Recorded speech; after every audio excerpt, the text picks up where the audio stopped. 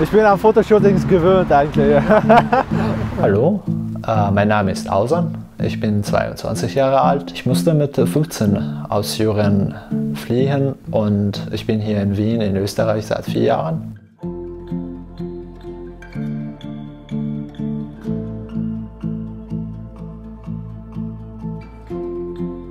Ich hatte viele Freunde in Syrien, die mir jetzt sehr fehlen. Aber ich habe sehr schöne Erinnerungen in Syrien, vielleicht ein bisschen schwierige Erinnerungen in der Türkei. Das war zum Beispiel das letzte Foto, wo ich mit meinen Freunden gemacht habe. Es war eine Woche, bevor ich das Land verlassen habe. Das war Highschool. Ich zeige dir hier Bilder auf dem Weg aus Syrien nach der Türkei mit dem Auto. Der Weg war ein bisschen gefährlich. In Istanbul habe ich in einer Schneiderei gearbeitet, mindestens 11 bis 12 Stunden, 6 Tage pro Woche. An diesem Tag musste ich mit 2 oder 3 anderen Mitarbeitern bis zu 12 in der Nacht arbeiten. Leider viele Kinder in meinem Alter mussten sowas machen, um ihrer Familie zu helfen.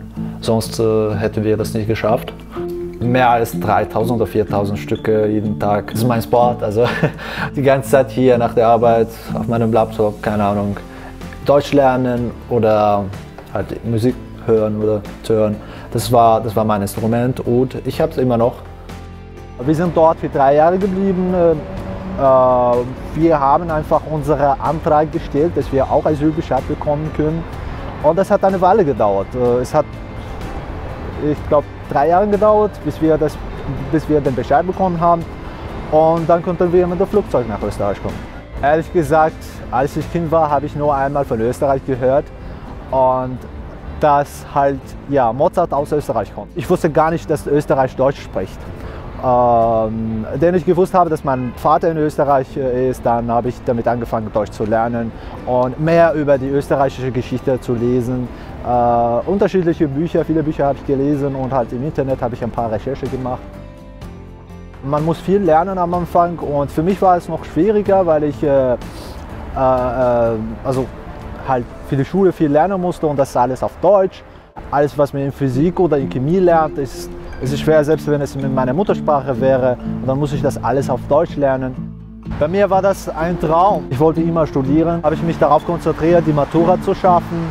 Und nach 2 Jahren könnte ich das schaffen. Und dann habe ich sofort direkt gleich mit der Uni oder mit dem Studium angefangen. Egal, wie lange das dauern wird oder halt wie viel ich dafür arbeiten muss, ich will das schaffen. Und es ist halt, ich mache alles, was ich dafür machen muss.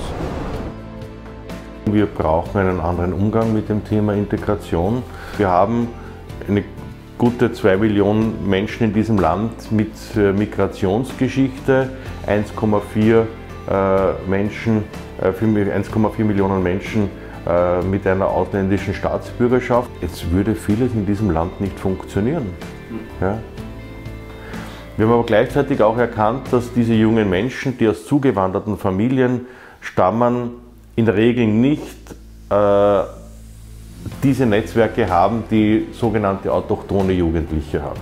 Wir haben dann sehr schnell Connex entwickelt. Das eine Element sind Workshops, die einfach zur Förderung ihrer persönlichen Fähigkeiten dienen, und das andere sind Patinnen, Paten, die ihnen eine Möglichkeit bieten, in die Berufsfelder hineinzuschnuppern, die für sie als Ziel da sind.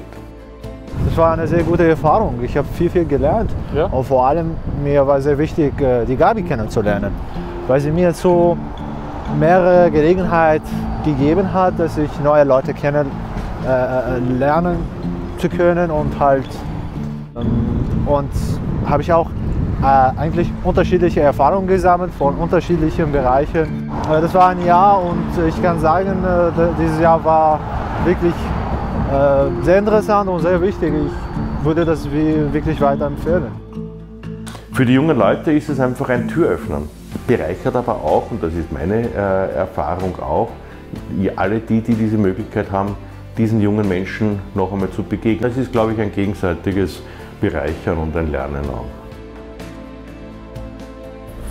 Jeder muss eigentlich ihrer oder seinen Traum folgen, egal was passiert. Es wird immer die Gelegenheit geben, das alles zu ändern. Momentan schaut es so aus bei vielen jungen Menschen in der Welt,